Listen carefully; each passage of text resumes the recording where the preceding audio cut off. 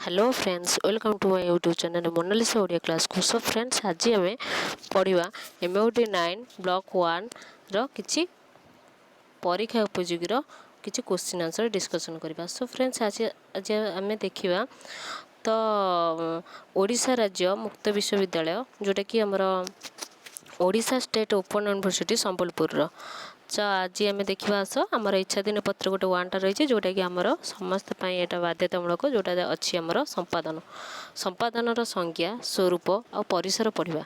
तो आसतु देखा प्रथम यूनिट अच्छी आमर संपादन संज्ञा स्वरूप और परिसर।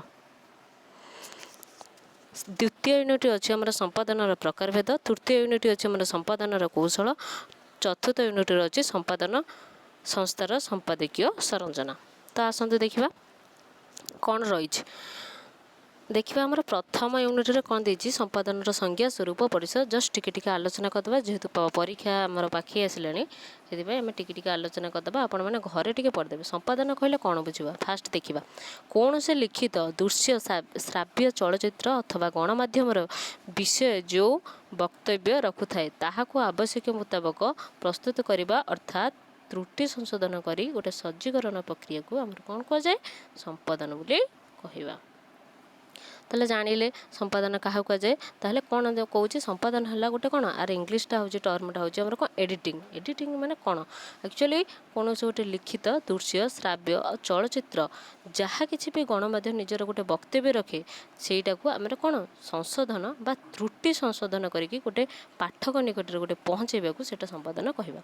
ताले कौन देछि एटा संशोधन और संक्षिप्तीकरण पुनर्गठन तथा अन्य बहुविध परिवर्तनकामी कर्मर अभिक्रिया को एटा बुझी था। ताले आम जानिबा टिके जस्ट देखीदबा। एबे हम आलोचना करिबा कौन एबे हम आरंभ करिबा आर दुईटी क्षेत्र रही। कौन दुईटी क्षेत्र रही गोटे है शिक्षानुष्ठान मुखपत्र संपादन आ गोटे है खबर कागजर संपादन। आसतु आम देखा शिक्षानुष्ठान मुखपत्र संपादन कहले कौन बुझ ताले एठी कौन रही देछि कि कारण ए दुईटी क्षेत्र मध्य आम ओतप्रोत भाव जड़ीजे। कारण आम दुईटा को जानीजे शिक्षानुष्ठान मुखपत्र कौन आउ है खबर कागज संपादनटा कौन जानीजे। तो ये देछि से उत्सर्गता बा शिक्षक को निवेदन करे उत्तर मिले बा लिखिदियो संपादन मंडली स्थिर करिबो जे प्रकाशित हेबो कि नहीं।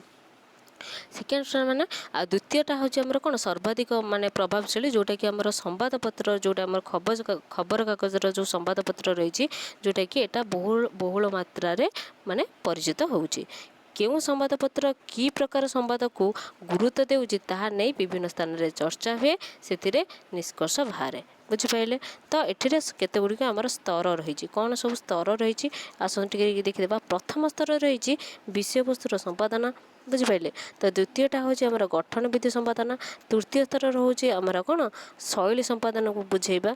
चतुर्थ स्तर हूँ आमर कौन उपस्थापन संपादन। आसन देखा प्रथम स्तर जो विषय वस्तुर संपादन रही तार कहबार अर्थ कौन विषय वस्तुर संपादन एठी कहीं रखाला ताहले एठी आम देखा जेमितिक गोटे लेखाटा गोटे तार गोटे जड़े लेखक लिखुची तो लिखा समय तार तथ्य नाम बा घटना बा निर्भुल भाव में अच्छी कि नहीं सेटा कौन तर्जमा करि बा एडिटर माने ताको एडिटिंग करती बुझिपारे। प्रथम स्तर काम हूँ कौन विषय वस्तु संपादन विषय वस्तु तार ठीक अच्छी कि नहीं। द्वितीय स्तरटा हूँ कौन गठन विधि संपादन। गठन विधि कौन एटा कौन देखा आरंभ रु शेष पर्यंत प्रदत्त समस्त ज्ञातव्य विषय क्रमानुजाई परिवर्तित माने ठीक बाटे निर्भुल भाव में क्रमानुजाई लेखाटा अच्छी कि नहीं सेटा किए तर्जमा करती आमर एडिटिंग बा एडिटर माने तर्जमा करती। एबे देखिबा तृतीय स्तरटी। तृतीय स्तरटा हूँ कौन जेमितिक आमर रही एथिरे उपस्थापित विषयटीर शैली नित्यांत आवश्यक सरल शैली सर्वस्व होता है। उपस्थापन शैली जिते सरल बा परिच्छन्न बा चेतना उद्रेक होता है सेते भल। माने एठी कौन बुझिपारे शैली संपादन माने गोटे लेखाटा जने लिखुची तो लिखा समय तार सरल अच्छी कि नहीं ପରିଚ୍ଛନ୍ନ ବା ଚେତନା ଉଦ୍ରେକ ରହୁଛି କି ନାହିଁ, ମାନେ ପରିଷ୍କାର ଭାବରେ ସେ ଜଣେ ନିର୍ଭୁଲ ଭାବରେ ଜଣେ ପଢ଼ିଲେ କିନ୍ତୁ ଜଣେ ଜାଣିପାରୁଥିବ ସେ ଆକ୍ଚୁଆଲି କ'ଣ ଲେଖିଛି। ବୁଝିପାରୁଛ। ଏବେ ଦେଖିବା ଆମର ଚତୁର୍ଥ ସ୍ତରଟା ରହୁଛି ଆମର କ'ଣ, ଯେଉଁଟାକି ଉପସ୍ଥାପନ ସମ୍ପାଦନଟା। ସେଇଟା ହେଉଛି କ'ଣ, ଯେମିତି ଯେକୌଣସି ବିଷୟ ସମ୍ପାଦନା କାଳରେ ଭୁଲ ତ୍ରୁଟି ପ୍ରତି ସଂଶୋଧନ ହେବା ଆବଶ୍ୟକ। ଯେଉଁଟା କିଛି ଗୋଟେ ଲେଖି ଦେଉଛନ୍ତି କିଛି ଭୁଲ ଯେମିତି ନ ରହେ ସେଥିପ୍ରତି ସେ କ'ଣ ଦୃଷ୍ଟି ଦେବା ଆବଶ୍ୟକ। ତ ସମ୍ପାଦନର ଚତୁର୍ଥ ସ୍ତରଟା ହେଉଛି ପହଞ୍ଚିଲା ବେଳକୁ ଯେମିତି ଲେଖାଟିର ଭୁଲ ତ୍ରୁଟି ବା ଉପସ୍ଥାପନ ବୈଷମ୍ୟ ସମ୍ପୂର୍ଣ୍ଣ ଭାବରେ କେମିତି ଦୂରୀଭୂତ ହେବା ଆବଶ୍ୟକ। ଏଥିରେ ଆମର ରହିଛି କ'ଣ, ଆମର ସମ୍ପାଦନର ସ୍ତର। ଏଟା ପଳେଇ ଆସିବ କ'ଣ, 5 ମାର୍କ ପଳେଇ ଆସିବ କି ତାକୁ ଲେଖିବେ। ତ ସମ୍ପାଦନର ସଂଜ୍ଞା ଏଠି ବହୁତ ଇମ୍ପୋର୍ଟାଣ୍ଟ ହେଲା। ସମ୍ପାଦନର ସଂଜ୍ଞା କ'ଣ ରହିଛି, ସଂଜ୍ଞା ଆମେ ଜାଣିଛେ ସମ୍ପାଦନ କାହାକୁ କହିଲେ ଜାଣିଲେ, ଆରେ 2ଟି କ୍ଷେତ୍ର ବି ଜାଣିଲେ, ତାର କେଉଁ ମାଧ୍ୟମରେ ଏଟା ବ୍ୟବହାର କରାଏ ତାକୁ ଜାଣିଲେ, ସମ୍ପାଦନ ସ୍ତର ଜାଣିଲେ କେଉଁ ସ୍ତର, ଆମ 4ଟା ସ୍ତର ପୁରା ବେଶ ଏଟା ପକେଇକି ଲେଖିପାରିବ ଗୋଟେ ଲଙ୍ଗ କୋଶ୍ଚିନ୍। ତ ସମ୍ପାଦନ ସଂଜ୍ଞା କ'ଣ ଦେଇଛି, ଯେମିତି ପାଠ୍ୟପୁସ୍ତକ ଠାରୁ ଆରମ୍ଭ କରି ସମ୍ବାଦପତ୍ର ପତ୍ରିକା ବା ସଙ୍ଗୀତ ହେଉ ସିନେମା ହେଉ ପ୍ରତ୍ୟେକ କ୍ଷେତ୍ରରେ ଆମର କ'ଣ ଏଡ଼ିଟରର କାମ ନିହାତି ରହିଛି। ଯେମିତି ଗୋଟେ ପାଠକ ବା ଦର୍ଶକ ବା ଶ୍ରୋତାମାନେ ଗୋଟେ ସ୍ୱୟଂ ସମ୍ପୂର୍ଣ୍ଣ ବା ନିର୍ଭୁଲ ତଥ୍ୟ ସଙ୍ଗତ ବିଷୟ ଉପସ୍ଥାପନ ନିମନ୍ତେ ସମ୍ପାଦନ ଆବଶ୍ୟକ ହୋଇ ରହିଥାଏ। ଲେଖକ ଯେତେ ପରିପକ୍ୱତା ଅର୍ଜନ କଲେ ମଧ୍ୟ ପରିବେଶିତ ବିଷୟବସ୍ତୁ ଆଧାରରେ ଯଦି କିଛି ତ୍ରୁଟି ରହିଥାଏ, ଜଣେ ଯଦି ଧର ସପୋଜ ଗୋଟେ ଲେଖକ ପାଖରେ ବହୁତ କିଛି ଟ୍ୟାଲେଣ୍ଟ ଥାଇପାରେ କିନ୍ତୁ ତାର ଯଦି ପରିପକ୍ୱତା ଯଦି ଲେଖିବାର ସେତିକି ଯଦି ମ୍ୟାଚୁରିଟି ତାଙ୍କର କିଛି ଆସିନଥିବ ତାହେଲେ ସେଟା ପରିବେଷଣ ହୋଇପାରିବ ନାହିଁ। ତ ସମ୍ପାଦନ ପରିବେଶିତ ବିଷୟଟିକୁ ତ୍ରୁଟି ଶୂନ୍ୟ ବା ସମୟ ଉପଯୋଗୀ କରିବାର ସାହାଯ୍ୟ କରିଥାଏ। ବୁଝିପାରିଲ। ତ ଏଠି କ'ଣ ରହିଛି, ଅନେକ ଧାରଣା ରହିଛି ଯେ ଯେମିତି ଲେଖକ ଆମେ ଗୋଟେ କିଛି ଧର ଲେଖକ ଲେଖିଦେଲେ ସମ୍ପାଦକ ମାନେ କ'ଣ ତାକୁ କାଟଛାଟ ବୋଲି କରିଦିଅନ୍ତି, କିନ୍ତୁ ମୂଳ ଲେଖାଟା ସ୍ରଷ୍ଟାଙ୍କର ସୃଷ୍ଟିଜନିତ ସ୍ୱାଭାବନା ଆହତ ହୁଏ। ମାତ୍ର କଥାଟା ସେଭଳି ନୁହେଁ, ବରଂ ଉତ୍ତମ ସମ୍ପାଦନ ଦ୍ୱାରା ବିଷୟଟିର ଅଧିକ ଶକ୍ତିଶାଳୀ ବା ନିର୍ଭୁଲ ଢଙ୍ଗରେ ପାଠକ ଶ୍ରୋତା ଦର୍ଶକ ପାଖରେ ପହଞ୍ଚିପାରେ। କିଏ ଆମର ଯଦି ଫାଷ୍ଟ ଆମର କ'ଣ ରହିଲା, ଲେଖକ ରହିଲେ, ପାଠକ ରହିଲେ ବା ଦର୍ଶକ ରହିଲେ, ଆଉ କିଏ ଆମର ସମ୍ପାଦନ ବା ଏଡ଼ିଟର ମାନେ ରହିଲେ। ଲେଖକଙ୍କର କାମ ହେଉଛି ସେ ଲେଖିଦେବେ, ତ ଆମର ଏଡ଼ିଟର ମାନେ କ'ଣ କରିବେ, ତାକୁ ସଂଶୋଧନ କରିବେ, କେଉଁଠି କିଛି ଭୁଲ ଭଟକା ରହିଯାଏନି ତ ଏଇସବୁ କିଏ ତର୍ଜମା କରିବେ, ଆମର ଏଡ଼ିଟର ମାନେ କରିବେ। ତାପରେ ସେମାନେ ପ୍ରେସକୁ ଛାଡ଼ିଥାନ୍ତି, ଯାହାଦ୍ୱାରା କି ଆମର କ'ଣ ଦର୍ଶକମାନେ ତାକୁ ବହୁଳ ମାତ୍ରାରେ କିଏ କେମିତି ନେଲେ। ବୁଝିପାରିଲେ। ଏବେ ଦେଖିବା ଆମର ସମ୍ପାଦନର ସ୍ୱରୂପ ସବୁ କ'ଣ ରହିଛି ଟିକେ ଦେଖିବା। ଆସନ୍ତୁ ଦେଖିବା ଆର ମାନେ ପ୍ରକାଶନ ବା ସମ୍ପାଦନ ନିର୍ଦ୍ଦିଷ୍ଟ ଆଭିମୁଖ୍ୟକୁ ଆଖି ଆଗରେ ରଖି ଯେଉଁ ସବୁ ରଚନା ମାନେ ଲେଖକ ଲେଖୁଥାନ୍ତି ସେ ସବୁକୁ ଆବଶ୍ୟକତା ଅନୁଯାୟୀ ସଂଶୋଧନ କରାଯାଏ। ଯିଏ ଯାହା ଯେମିତି ଲେଖୁଥାନ୍ତି ତାର ଆବଶ୍ୟକତା ଅନୁଯାୟୀ ରହିଥାଏ। ତାହେଲେ ଏଠି କ'ଣ ରହିଛି, ଯେମିତି ଆମର ଏଠି ଶବ୍ଦ ରଚନା ଶୈଳୀ ହେଲା। ଆସନ୍ତୁ ଦେଖିବା ରଚନା ଶୈଳୀ, ଶବ୍ଦ ସଂଯୋଜନା, ବର୍ଣ୍ଣନା ଆସୁତି, ବୁଝିପାରୁଛନ୍ତି ଏଠି ସଠିକତା ଏଇସବୁ କାର୍ଯ୍ୟରେ ଯେମିତି ନିର୍ଭୁଲ ଭାବରେ ଅଛି। ଆଉ ଗୋଟେ କଥା ରହିଛି ପ୍ରଫୁର ରିଡ଼ିଂ। ଏଇ ପ୍ରଫୁର ରିଡ଼ିଂଟା ତାହେଲେ ଆପଣମାନେ ପ୍ରଶ୍ନ ହେଉଥିବ, ଆରେ ପ୍ରଫୁର ରିଡ଼ିଂଟା କ'ଣ? ପ୍ରଫୁର ରିଡ଼ିଂଟା ହେଉଛି ଗୋଟେ ସମ୍ବାଦପତ୍ରର ଗୁରୁତ୍ୱପୂର୍ଣ୍ଣଟା ଦିଗ। ଯେମିତିକି ଆମର ଏଠାରେ କ'ଣ ରହୁଛି, ବିଷୟବସ୍ତୁ ରହିଛି। କ'ଣ ଏଠି ବିଷୟବସ୍ତୁ, ଭାଷା, ଶୈଳୀ ସମ୍ପାଦନ, ଲେଖାଟିର ମୁଦ୍ରଣ ନକଲଟିଏ ପ୍ରାରମ୍ଭିକ ପର୍ଯ୍ୟାୟରେ ପ୍ରସ୍ତୁତ କରାଯାଏ, ଲେଖକଙ୍କର ଅବଗତି ନିମନ୍ତେ ପ୍ରେରଣ କରାଯାଏ। ଯେମିତି ଏଠି ଆମର କ'ଣ ଯେ ମୁଦ୍ରଣ ନକଲଟି ପ୍ରାରମ୍ଭିକ ପର୍ଯ୍ୟାୟରେ ପ୍ରସ୍ତୁତ କରାଯାଏ, ଲେଖକଙ୍କ ନିକଟରେ ଏଟା କ'ଣ କରା। ଆସନ୍ତୁ ଦେଖିବା। ତାହେଲେ ପ୍ରଫୁର ରିଡ଼ିଂ ମାନେ ଜାଣିପାରିଲେ ତ ଏଠାରେ ବିଷୟବସ୍ତୁ, ଭାଷା ବା ଶୈଳୀ ସମ୍ପାଦନ, ଲେଖାଟିର ମୁଦ୍ରଣ ନକଲଟିକୁ ପ୍ରାରମ୍ଭିକ ପର୍ଯ୍ୟାୟରେ ପ୍ରସ୍ତୁତ କରାଯାଏ, ଲେଖକଙ୍କର ଅବଗତି ନିମନ୍ତେ ପ୍ରେରଣା କରାଯାଇଥାଏ। ବୁଝିପାରିଲେ। ବର୍ଣ୍ଣନା ତ୍ରୁଟି ବା ଅନୁଚ୍ଛେଦ ବା ପରିଚ୍ଛେଦ ବିଭାଜନର ଶେଷ ଦିଗଟି ଉପରେ ଲେଖକଙ୍କର ମୋହର ରାଜି ବା ପରିଷ୍କାର ଅବସ୍ଥାରେ ଶେଷ ମୁଦ୍ରଣ କରାଯାଇଥାଏ। ବୁଝିପାରୁଛ ତ। ଏବେ ଆମେ କ'ଣ ଦେଖିବା, ଆସନ୍ତୁ ଟିକେ ଜଷ୍ଟ ଦେଖିବା, ଆଉ ଟାଇମ୍ ବି ନାହିଁ ନା, ତ ପ୍ରତ୍ୟେକ ଦିନ ଏଠି କ'ଣ ଦେଇଛି, ହଁ ଏଠି ଗୋଟେ ଭେରି ଇମ୍ପୋର୍ଟାଣ୍ଟ, ଏଟା ଗାର ପକାଇଦେବେ। ପ୍ରତ୍ୟେକ ଦିନ ଖବରକାଗଜରେ ମାନବ ସଭ୍ୟତାର ପ୍ରାୟ ସକଳ ଦିଗକୁ ସ୍ପର୍ଶ କଲା ଭଳି ବିଷୟମାନ ପ୍ରକାଶ ପାଇଥାଏ। କେବଳ ସଂଗଠିତ ବିଷୟର ଖବର ନୁହେଁ, ବରଂ ପୂର୍ବାନୁମାନ ସମ୍ବଳିତ ସମ୍ବାଦକୁ ମଧ୍ୟ ପ୍ରକାଶ କରାଯାଇଥାଏ। ବହୁବିଧ ଦିଗ୍ଗଜ ପଣ୍ଡିତ ବା ପାରଦର୍ଶୀ ବା ଅନୁଭୂତି ବ୍ୟକ୍ତିମାନଙ୍କ ଦ୍ୱାରା ଲିଖିତ ଅନେକ ପ୍ରକାର ରଚନା କରାଯାଇଥାଏ। ପ୍ରତ୍ୟେକ ଦିନ ଆମର କିଛି ନା କିଛି ଖବର ଆସିଥାଏ, ତ ଆମେ ପଢ଼ୁ। ତ ଏଟା ଦେଖିଲେ ତ ଏଇଟା ପୁରା ଇମ୍ପୋର୍ଟାଣ୍ଟ ରହିଛି। ଟିକେ ଦେଖିଦେବେ, କୌଣସି ଏକ ସୃଷ୍ଟିକୁ ଏକ ନିର୍ଦ୍ଧାରିତ ଢାଞ୍ଚାରେ କାର୍ଯ୍ୟଟି ସମ୍ପାଦନା ଅନ୍ତର୍ଭୁକ୍ତ। ତାହା ପାଠ୍ୟପୁସ୍ତକ ହେଉ ଅଥବା ସମ୍ବାଦପତ୍ର ହେଉ ବା ସାହିତ୍ୟ ପତ୍ରିକା ହେଉ ବା ଗ୍ରନ୍ଥ ହେଉ ବା ପୋଥି ହେଉ ବା ଚଳଚ୍ଚିତ୍ର ହେଉ ଯାହା ବି ହେଇଯାଉ, ଆମେ କ'ଣ ଦେଖିବା, ସବୁ କ୍ଷେତ୍ରରେ ପରିମାର୍ଜନ ବା ନିର୍ଦ୍ଦିଷ୍ଟ ରୂପ ପ୍ରଦାନ ଜରୁରୀ ହୋଇଥାଏ। ତା ଦ୍ୱାରା ହିଁ ଅଧିକ ଶୃଙ୍ଖଳିତ ହୋଇଥାଏ। ବୁଝିପାରିଲେ? ଯେମିତି ଆମର କିଛି ରହିଛି ଭାଷାଗତ ବା ତଥ୍ୟଗତ ଶୁଦ୍ଧତା। ଯେମିତିକି ଆମର ଭାଷାଗତ ତଥ୍ୟଗତ ଶୁଦ୍ଧତା ସୃଷ୍ଟି ବା ସମ୍ପାଦନର ଅନ୍ୟତମ ପ୍ରମୁଖ ଉଦ୍ଦେଶ୍ୟ। କୌଣସି ସୃଷ୍ଟି ବା ସର୍ବସାଧାରଣଙ୍କ ଉଦ୍ଦେଶ୍ୟରେ ସମର୍ପିତ ହେବା ପୂର୍ବରୁ ଯେଉଁ ପରିମାର୍ଜନ ପ୍ରକ୍ରିୟା ଆବଶ୍ୟକତା ଥାଏ ତାହାକୁ ସମ୍ପାଦନ କୁହାଯାଏ। ବୁଝିପାରିଲେ? ତାହେଲେ ଏଠି ସମ୍ପାଦନା କ'ଣ, କାହିଁକି ଏଇଟା କରାଯାଏ? ଏଇଟା ବହୁତ ଇମ୍ପୋର୍ଟାଣ୍ଟ କ୍ୱେଶ୍ଚିନ୍ ଆସିଗଲା। ସମ୍ପାଦନାଟା କ'ଣ ଆକ୍ଚୁଆଲି, ଏଇଟା କାହିଁକି, ଆଉ କେତେବେଳେ ହୁଏ, ଆଉ କିପରି ହୁଏ, କାହିଁକି ହୁଏ? ତାର ଆମର ପ୍ରଶ୍ନ ବି ପଚାରନ୍ତି, ତାର ସମ୍ପାଦନ କହିଲେ କ'ଣ, ତାହେଲେ କ'ଣ, କେଉଁଠି, କିପରି, କାହିଁକି ଯଦି ଆମେ ପ୍ରଶ୍ନରେ ପ୍ରଦାନ କରାଯାଏ ବା ସେଇଟା ହେଉଛି ଆମର କ'ଣ ସମ୍ପାଦନା ହେଲା। ବୁଝିପାରୁଛ? ତ ସମ୍ପାଦନାର ପରିସର ଟିକେ ଦେଖିବେ, ଆପଣମାନେ ଟିକେ ପଢ଼ିଦେବେ, ତ ଆଉ କିଛି ନାହିଁ। ତ ସମ୍ପାଦନା ପରିସର ହେଉଛି ଯେମିତି ସମ୍ପାଦନା ପରିସର ଅତ୍ୟନ୍ତ ବ୍ୟାପକ, ଯେମିତି ସଂଶୋଧନ ପରାମର୍ଶ ସମ୍ପାଦନ ପରିସର ଅତ୍ୟନ୍ତ ବ୍ୟାପକ। ଯେମିତି ଆବଶ୍ୟକୀୟ ବା ସଂଶୋଧନ ସମ୍ପାଦକ ନିଜେ କରନ୍ତୁ ଅଥବା ଲେଖକଙ୍କ ଦ୍ୱାରା କରନ୍ତୁ, ତାହା ସମ୍ପାଦକର ଗୁରୁତ୍ୱପୂର୍ଣ୍ଣ ଅଙ୍ଗ। ବିଷୟବସ୍ତୁ ଆବଶ୍ୟକତା ବା ପାଠକୀୟ ରୁଚି ବା ସମୟ ଉପଯୋଗୀ ଆଧାର କରି ବିଷୟଟିକୁ ପୁନଃମାର୍ଜନ କରିବାକୁ ହେଲେ ଆମର କ'ଣ ଲେଖକ ସମାଲୋଚନାମାନଙ୍କ ମଧ୍ୟରେ ଅନେକ ସାହିତ୍ୟ, ବାଣିଜ୍ୟ, ପଦାର୍ଥ, ଶରୀର ଚର୍ଚ୍ଚା ଇତ୍ୟାଦି ମାନଙ୍କର ଆମର କ'ଣ ଗ୍ରନ୍ଥମାନ ପ୍ରକାଶ କରାଯାଇଥାଏ। ବୁଝିପାରିଲେ? ଏବେ ଦେଖିବା ଆମର ଉତ୍ତମ ପ୍ରକାଶକ ସବୁବେଳେ ଉତ୍ତମ ଆମର କ'ଣ ଉତ୍ତମ ସମ୍ପାଦକ ପାଖରେ ଯଦି ଉତ୍ତମ ଭଲ ପ୍ରକାଶକ ରହିଗଲେ ତାହେଲେ ତାଙ୍କର ଲେଖା ବି ସେତିକି ଭଲ ହୋଇପାରିବ। ଯେମିତି ଏଠି ଦେଇଛି ପାଠକମାନେ ପ୍ରକାଶକ ଅଥବା ସମ୍ପାଦକ ଲେଖକକୁ ପ୍ରାଧାନ୍ୟ ଦେଇ ଏସବୁ ଗ୍ରନ୍ଥ ଚୟନ କରିଥାନ୍ତି। ଯେମିତି ଉତ୍ତମ ପ୍ରକାଶକ ସବୁବେଳେ ଉତ୍ତମ ସମ୍ପାଦକକୁ ମାନେ ଭଲ ଲେଖକ ସବୁବେଳେ ଭଲ ସମ୍ପାଦକକୁ ଆମକୁ ସିଏ କ'ଣ ତାଙ୍କୁ କରିଥାଏ, ସହଯୋଗ କରିଥାଏ। ତାହେଲେ ଆମର ସ୍ୱରୂପ ରହିଛି, ଜଷ୍ଟ ଟିକେ ଟିକେ ଖାଲି ମନେ ରଖିଦେବେ ମାନେ ହେଡ଼ ପଏଣ୍ଟ ଗୁରା। ଯେମିତିକି ସମ୍ପାଦନ ପ୍ରାରମ୍ଭିକ ସ୍ୱରୂପ, ଜଷ୍ଟ ଟିକେ ସମ୍ପାଦନଟା କ'ଣ ଆକ୍ଚୁଆଲି ଜାଣିଲେ ଏଇଠି ଗୋଟେ ପୁରା ମେନ୍ ପଏଣ୍ଟ ରହିଛି। ଯେମିତି ବହୁ ଲୋକଙ୍କ ମଧ୍ୟରେ କିଛି ଲେଖିବାର କାମନା ଥାଏ, ଆମର ବହୁତ ଲୋକ ପାଖରେ କିଛି ନା କିଛି କଳା ଥାଏ, ତ କିଛି କାମନା ଥାଏ ଯେ ଆମେ କିଛି ଲେଖିଦେବୁ କି, ତ ମାତ୍ର ସେମାନଙ୍କ ମଧ୍ୟରୁ ଅନେକ କଲମ ଧରି ଲେଖିବାର ଉପକ୍ରମ ମଧ୍ୟ କରିପାରନ୍ତି ନାହିଁ।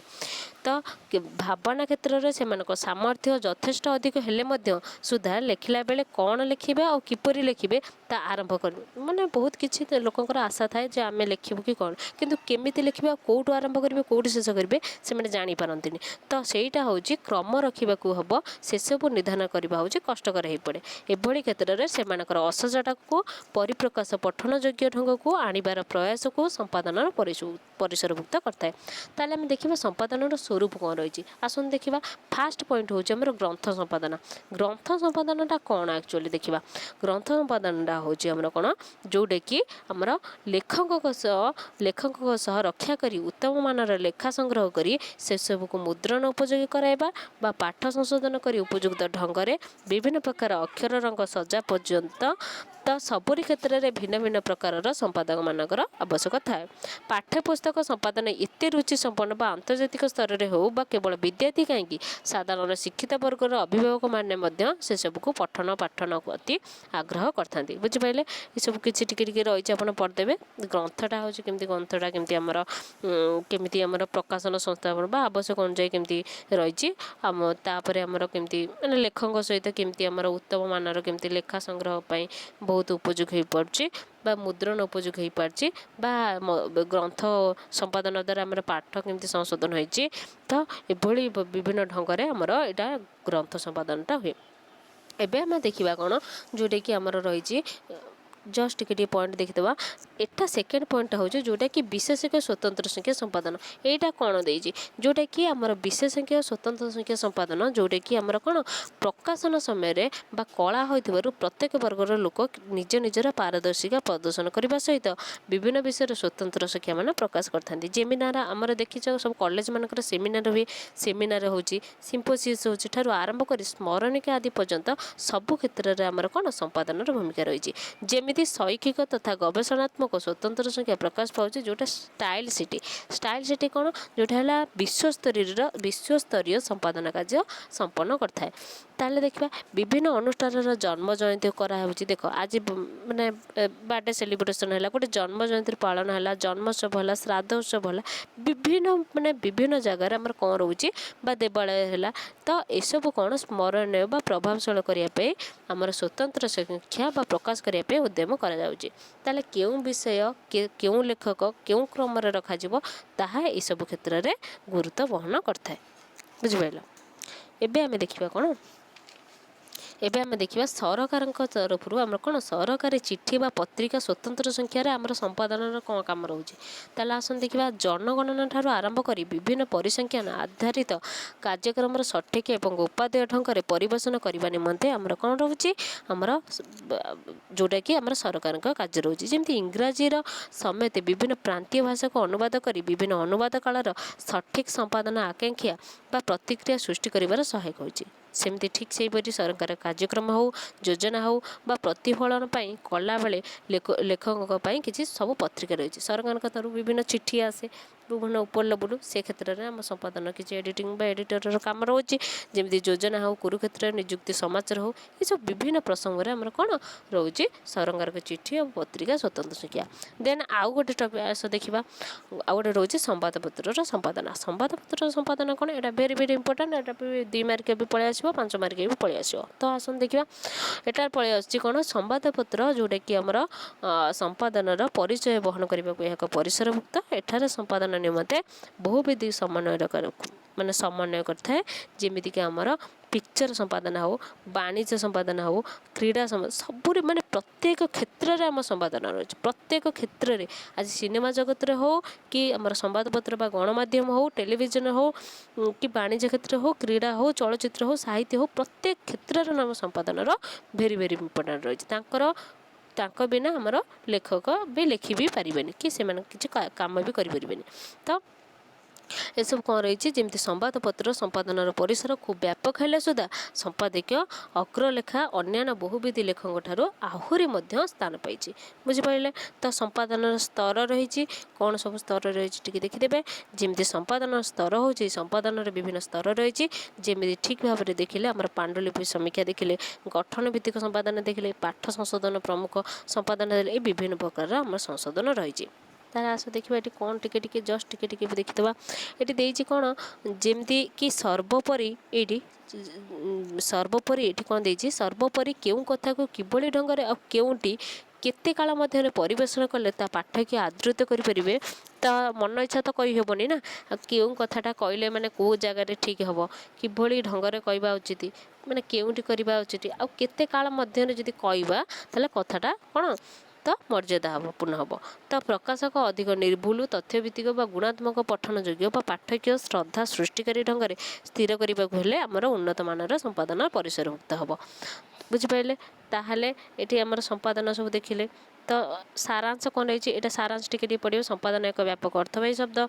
संपादन इंग्लीश हो आम एडिटिंग बुझीपार तो जहाद्वारा कि आम खबर कागज संपादन एक दैनंदिन बहुल व्यवहृत होची किसी ना सुधा क्यों खबर कागज किए संपादन कर बहुत चर्चा साधारण जीवन चालू रोचे मोटामोटी भाव जना पड़े संपादन दृष्टिभंगी क्यों सामग्रिक भाव में प्रकाशन टू नियंत्रण करता है हुए तो प्रकाशन बा प्रयोजक चेतना संपादन ये सब क्षेत्र में होची ताले देखिए आमर कौन सूचना संपादन सूचना परिसंख्यान एकत्रीकरण जोटा कि आमर विभिन्न क्षेत्र दिग रही गोटे सूचना परिसंख्यान एकत्रीकरण जोटा कि लेखाटी को मुद्रण योग्य करने पूर्व समग्र रचनाटी को सूचना परिसंख्यान उपर निर्भरशील गुड़िक सठिक स्थान में सूचित करेंगे गोटे घनबद्धता लेखाटीर वर्णित घटना बा विषय वस्तु जदि अनावश्यक विषयटी को आधार कर अधिक कलेबर संपन्न होची तेबे से क्षेत्र में यथायथ भाषा समन्वय संक्षिप्त बा भाव संवेद व संपादन दायित्व रही देखा शिष्टता वर्णित बा विषय वस्तु जिते आकर्षक हेले सुधा जदि आकर्षणीय शीर्षकटीए नथिबो देख आम न्यूज पेपर पढ़े न्यूज पेपर भितर जहाँ भी था हेडलाइन जदि से आकर्षक न हो लेखक दर्शक मान आखि से जाऊनी तो आमर हेलानी सेतिकी भल बा सुमधुर हवा दरकार बुझिपारुछन तो से विषय वस्तु आधार रे उत्तम बा आकर्षणीय शिष्यटी को स्थिर रखा आमर निहाती दरकार। तापर देखा सुसहित जुक्तियुक्तता आसन देखा वर्णित विषय वस्तु क्रम विन्यस्ता हो परिवेषण होइछि कि नहीं सेप्रति दृष्टि देवा उत्तम संपादन कर्तव्य। तद्वारा ता पाठक उपर निर्दिष्ट स्वयं संपूर्ण प्रभाव पड़े। तापर उपसंहार शेषटा भी बहुत इम्पोर्टाट रही है। शेषटा कौन रही विषयटी को शेष लेखक उपसंहार आणिले सुधा जड़े उत्तम संपादक उपसंहार अन्य एक चेतनार अयारंभ सूचना दे था। तद्वारा लेखाटीर प्रभावशील होता है। देखिले तार संपादन संज्ञा देखा संपादन क्या कहवा आम जाचे भी आगे पूर्व भी पढ़ुले तो कौन से लिखित दृश्य श्राव्य चलचित्र अथवा गणमाध्यम विषय जो वक्तव्य रखिए ताकू आवश्यक मुताबक प्रस्तुत करने अर्थात त्रुटि संशोधन करने सज्जीकरण प्रक्रिया को संपादन कहुए बुझिपारे। तो संपादन गला संपादन कहले कौन बुझाए संपादन कहले आम कौन बुझा जमीती आमर संशोधन बा संक्षिप्तकरण बा पुनर्गठन को बुझाई था। जमी संपादन कहले आमर संशोधन संक्षिप्तकरण पुनर्गठन यहीपरि नाना परिवर्तन को आमर कहवा गण गोटा देती संपादन प्रक्रिया मुद्रण नकल कि प्रकार भूमिका कर मुद्रण नकल कौन संपादन में मुद्रण कले गुरुत्वपूर्ण भूमिका रही विषय वस्तु जमीक भाषा बा शैली संपादन परी लेखाटी मुद्रण प्रस्तुत कराए ताकू लेखक अवगत निमते संपादन प्रेरण करते। तद्वारा स्वरूप बा त्रुटि बा अनुच्छेद बा परिच्छेदर विभाजन रे शेष जगत उपरे शेष तो लेखकटी लेखा को निजर कौन से आवश्यकता पूरण करे किंबा किसी काट झाट करता ता सहित जोड़े तापर पूर्ण बा संपादन भाव को पठे दियंती फलत एक निर्भुल भाव लेखाटा प्रकाश हुए जहाँ मुद्रण संपादन बोले कहते है। मुद्रण नकल खबर कागज संपादन पूर्वानुमान किपरि भाव आवश्यकता है जमी खबर कागज संपादन जोटा कि पत्र पत्रिका संपादन ठारू भिन्न खबर कागज क्षेत्र में निर्दिष्ट योग्यता व संपन्न व्यक्ति माने निर्दिष्ट विभागर बुझीपार तो संपादन निमते दीर्घकाल नियोजित होता किंतु पत्र पत्रिकार संपादन दायित्व जड़े मात्र संपादन बा आवश्यक स्थले एक संपादन मंडली हाथ में न्यस्त रही है। खबर कागज निमित्त विभिन्न विभाग पर जड़े जड़े विशेषज्ञ रही था परिपक्वता बढ़े एवं से पाठक रुचिर अग्राधिकार देवा सह समाजर सकल दिग को पूर्ण भाव में आम खबर कागज परिदर्शन करते से सब को आम खबर जे संगठित खबर हो न था बरं किसी कौन खबर गुड़िक पूर्वानुमान भित्तिक परिवेषण करसबू रही पढ़ीदे तो तापर कौन रोचे जोटा कि पुस्तक संपादनटा कौन पुस्तक संपादनटा कौन जोटा कि पुस्तकटी प्रकाशन निमंते संपादन लेखक मानकर उत्तम मानकर संपर्क रखी आवश्यक लेखा संग्रह करने से संशोधन व उपयुक्त ढंग से अक्षर सज्जीकरण करता है। सुख पाठ्य कर अधिक स्मरण योग्य निमंते निजे किंबा संपादन मंडली सहायता लेखटी परामर्श मुद्रण त्रुटि ने कौन तार पुस्तक संपादन करता है बुझिपारे। आज आम देखले कौन संक्षिप्त उत्तरमूलक देखले दीर्घ उत्तरमूलक तो जानते आपण मैंने आउ पढ़ीदेवे भिडियोटी को जमा स्किप करें। आज आम प्रथम अध्याय पढ़ीदे तो सेकेंड यूनिट आमर कौन रही पढ़ीदे सेकेंड यूनिट भी सेकेंड यूनिट ना टी कहीदे आपने देखी दिंतु टी टाइम ना ना तो सेकेंड यूनिटा हूँ कौन रही आमर आसतु सेकेंड यूनिट रही संपादन प्रकार भेद जस्ट आर टिके संपादन कहले कौन लिखे संपादन आवश्यकता रही आ तार कौन कौन रही यार देखा टे प्रकार भेद कौन आर मेन मेन पॉइंट जमी आम रोचे पाठ्यपुस्तक संपादन गोटे है यहाँ गोटे मेन भेरी भेरी इंपोर्टाट पाठ्यपुस्तक गोटे आउ गोटे रही कौन संवादपत्र संपादन पत्रिका संपादन साक्षात्कार संपादन आउ तापर रोचे कौन पोथी संपादन तापरे पोथी संपादन पर पोथी संपादन टी बड़ रही आर 10 मार्क पलि आसो आपण मैंने पढ़ीदेवे तो विशेषज्ञ गोटे संपादन तापर विकिपीडिया संपादन भाषा संपादन है तापर तापर आउची वैषयिक संपादन और है लेखकीय संपादन ହେଲା। ତାପରେ ଗ୍ରନ୍ଥ ସମ୍ପାଦନା ଏମିତି ସବୁ ଆସୁଛି 14-15ଟା ପଏଣ୍ଟ ଅଛି ଆପଣ ମାନେ ଟିକେ ପଢ଼ିଦେବେ। ତା ସ୍ତର ବି ରହିଛି ବହୁତ ଇମ୍ପୋର୍ଟାଣ୍ଟ, ଏଇଟା ପୁରା ସ୍ତର। ଯେମିତିକି ଆମେ ଫାଷ୍ଟ ୟୁନିଟ୍ରେ ପଢ଼ିଲେ ବିଷୟବସ୍ତୁ ସମ୍ପାଦନ, ଗଠନ ବିନ୍ୟାସ ସମ୍ପାଦନ, ଶୈଳୀ ସମ୍ପାଦନ, ଉପସ୍ଥାପନ। ମୁଁ ପଢ଼େଇଛି ବୁଝେଇଯିବି, ଆପଣ ଟିକେ ପଢ଼ିଦେବେ। କୌଶଳ ରହିଛି, କୌଶଳ ଯେମିତି ଆମର ରହିଛି ତଥ୍ୟ, ବର୍ଣ୍ଣନା, ସଂଖ୍ୟା, ବ୍ୟାକରଣ, ଶୈଳୀ କ୍ଷେତ୍ରରେ ଆମର କୌଶଳ ରହିଛି। ଆଉ ପ୍ରଫୁରିଡ଼ିଂଟା କ'ଣ ଆକ୍ଚୁଆଲି ମୁଁ କହିଛି, ପ୍ରଫୁରିଡ଼ିଂଟା କେଉଁଠି କେତେବେଳେ କାହିଁକି ବ୍ୟବହାର କରାଯାଏ ତାକୁ ବି ମୁଁ କହିଛି। ତ ଆପଣମାନେ ତ ହେଲା ଏଟା ସଂକ୍ଷିପ୍ତର, ଏଟା ଭୁଲ ଦେଇଛି, ସଂକ୍ଷିପ୍ତ ଉତ୍ତରମୂଳକ ଦେଇଛି କିନ୍ତୁ ଏଟା ଦୀର୍ଘ ଉତ୍ତରମୂଳକ ହେବ 3ଟା, ଏଟା ସେଇଥିରେ ସବୁ ଅଛି। ତ ପ୍ରକାର ଭେଦ ଖାଲି ହେଡ଼୍ ପଏଣ୍ଟ ଗୁରା ମୁଖସ୍ଥ କରିଦେବେ, ମନେ ରଖିଦେବେ ଜଷ୍ଟ। ତାପରେ ତା ଭିତରେ ଆପଣମାନେ ଟିକେ ବୁଝିକି ପଢ଼ିଦେଲେ ଆପଣଙ୍କର ହେଇଯିବ। ତ ଭିଡ଼ିଓଟାକୁ ସ୍କିପ୍ କରିବେନି, ଆମର ଆଜି ପଢ଼ିଦେଲେ। ଆଉ ଥାର୍ଡ଼ ୟୁନିଟ୍ଟାର ରହିଛି କ'ଣ ଆସନ୍ତୁ, ଥାର୍ଡ଼ ୟୁନିଟ୍ ରହିଛି ସମ୍ପାଦନାର କୌଶଳ ରହିଛି। ସମ୍ପାଦନା କୌଶଳ ଯେମିତିକି ଆମର ଏଥିରେ ରହିଛି କ'ଣ ରହିଛି, ସମ୍ପାଦନ ମୌଳିକ କର୍ମ ରହିଛି, ଯେମିତି ଭାଷା ଜ୍ଞାନ ଗୋଟେ ରହିଛି, ଆଉ ପରିଚ୍ଛନ୍ନତା, ଶୈଳୀ, ଯୋଗ୍ୟତା, ସମୟ, ବିଷୟ ଜ୍ଞାନ, ପୁନର୍ଗଠନ, ଯୋଗାଯୋଗ। ମୁଁ ଯଦି ପଚାରିବେ, ଯଦି କୋଶ୍ଚିନ୍ ଆସିବ ତ ସମ୍ପାଦନାର ମୌଳିକ କର୍ମ ଗୁଡ଼ିକ କ'ଣ, ତାହେଲେ ଆପଣମାନେ ହେଡ଼ିଂ ପଏଣ୍ଟ ମନେ ରଖିଦିଅନ୍ତୁ। ଗୋଟେ ଭାଷା ଜ୍ଞାନ ରହିଲା, ଗୋଟେ ହେଲା ପରିଚ୍ଛନ୍ନତା ରହିଲା, ଆଉ ଗୋଟେ ହେଲା ଶୈଳୀ ରହିଲା, ଯୋଗ୍ୟତା ରହିଲା।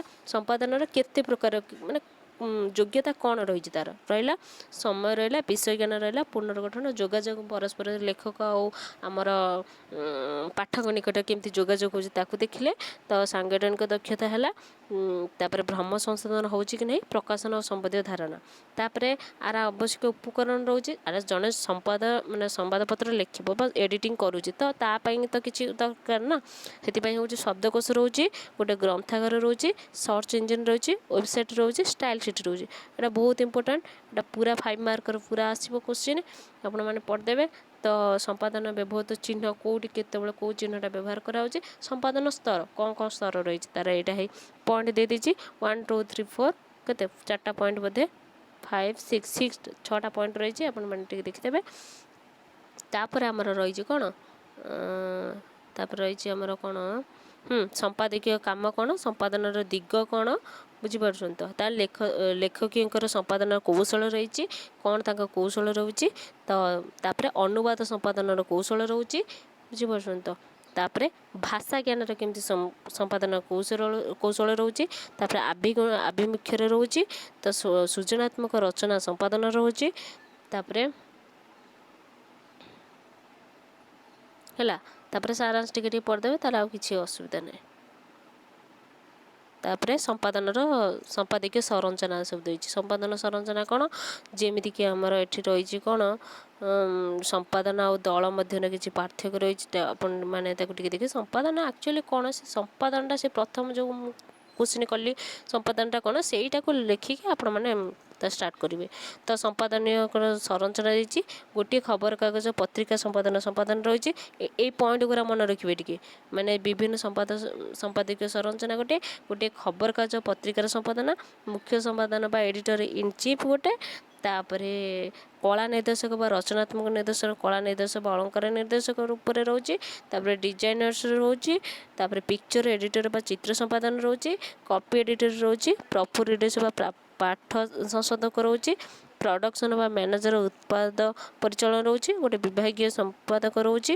ତାପରେ ଦେଇଛି ସମ୍ପାଦ ସରବରାହର ସଂସ୍ଥାର ସମ୍ପାଦକୀୟ ସଂରଚନା, ଏଇଟା ରହୁଛି। ସମ୍ପାଦନର ବିଭାଗ ରହୁଛି, ଯେଉଁଟାକି ବୈଦେଶିକ ସମ୍ପାଦନ ଗୋଟେ, ଆଞ୍ଚଳିକ ସମ୍ପାଦ ଉପରେ ବୈଦେଶିକ ସମ୍ପାଦନ ଆଉ ରେଡ଼ିଓ ଟିଭି। ଆଉ ବିଭାଗର ମୁଖ୍ୟ କାର୍ଯ୍ୟ, ମୁଁ ଖାଲି ମେନ୍ ପଏଣ୍ଟ କେଉଁଟା ଡିଫିକଲ୍ଟ ତାକୁ ଟିକେ କହିଦେଉଛି, ଆପଣମାନେ ପଢ଼ିଦେବେ ଟିକେ ହେଇଯିବ।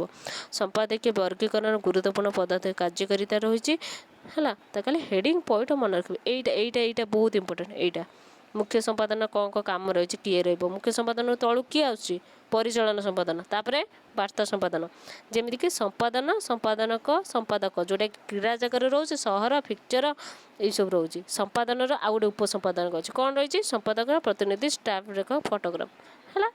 ତ ସମ୍ପାଦକୀୟ ବିଭାଗର ଅନୁକ୍ରମ ରହିଛି। ତାପରେ କ'ଣ ରହିଛି, ତାପରେ ଆମର ବିଭିନ୍ନ ଗୁରୁତ୍ୱପୂର୍ଣ୍ଣ ପଦାଧିକାର, ଯେମିତି ଆମର ସମ୍ପାଦକ ହେଉଛି, ପରିଚାଳନା ସମ୍ପାଦକ ହେଉଛି, ମୁଖ୍ୟ ସମ୍ପାଦକ ହେଉଛି, ତାପରେ ଗୋଷ୍ଠୀ ସମ୍ପାଦକ ହେଉଛି, ଅଗ୍ରଲେଖକ, ନିବାସୀ ସମ୍ପାଦକ, ଏଇସବୁ ପଏଣ୍ଟ ଗୁରା ମନେ ରଖିବେ। କାର୍ଯ୍ୟକାରୀ ସମ୍ପାଦକ, ସହ ସମ୍ପାଦକ, ପତ୍ରିକା ସମ୍ପାଦନ, ସମ୍ବାଦ ସଂଯୋଜକ, ବାର୍ତ୍ତା ସମ୍ପାଦକ, एते जो बहिर दे जाको किछि मन रखिया दरकार नहीं जेतिकी मन रोचे सेतिकी करियो किछि एते नीड नहीं तो एटा हूँ मुख्य उपसंपादक गोटे तापर संवाद और प्रचलन गोटे नियम रोचे कनिष्ठ मानक कार्यभार अर्पण कराऊँच नियंत्रण पृष्ठा प्रस्तुत कराऊँच यू भाव में आमर कौन रही आमर एटा रहा चिन्ह गुराकार मन रखिदेवे एटा संपादन चिन्ह डिलेट मैंने कौन लिभिजा क्लोज स्पेस मैंने शब्द मध्य व्यवधान रखा स्टार बा न्यू पाराग्राफ है नुआ अनुच्छेद आरंभ करवा इनसर्ट है भरवा है तापर कौन बड़ अक्षर जो छोट अक्षर लिखिले आम कौन लिखा अपर केस कैपिटाल लेटर रखा सान अक्षर लोअर केस लिखा आड स्पेस है शून्य स्थान रखा मात्रा भरवा है गोटे गोल गोल टाइप थी मात्रा भर तार बनाना परीक्षा वाला चेक स्पेलिंग देख बुझिपार तो आज आम देखिले आमर टोटाल आज MOD 9 ब्लॉक 1 आज सब पार्ट टिके देखिले आज जो पॉइंट गुरा कहले सेटा वेरी वेरी इंपोर्टेंट अपन मन टिके से खातार लिखि खाली पॉइंट गुरा लिखिदेवे अपन तो अपन मन वीडियो को जमा लाइक करंतु शेयर करंतु कमेंट दियंतु ताहले वीडियो जमा स्किप करेंगे एमती नुआ नुआ वीडियो देखापी मो सहित जोड़ी होगापी वीडियो गोटे गोटे लाइक करूँ जदि प्रथम थर पर देखुं ताहले सब्सक्राइब कर ऑल नोटिफिकेशन को ऑन कर दिंतु जितेबाला भी आम नुआ नुआ वीडियो अपलोड हम आपण मैंने सर्वप्रथम Piper so friends next class पर्यंत रोचे नमस्कार जय जगन्नाथ।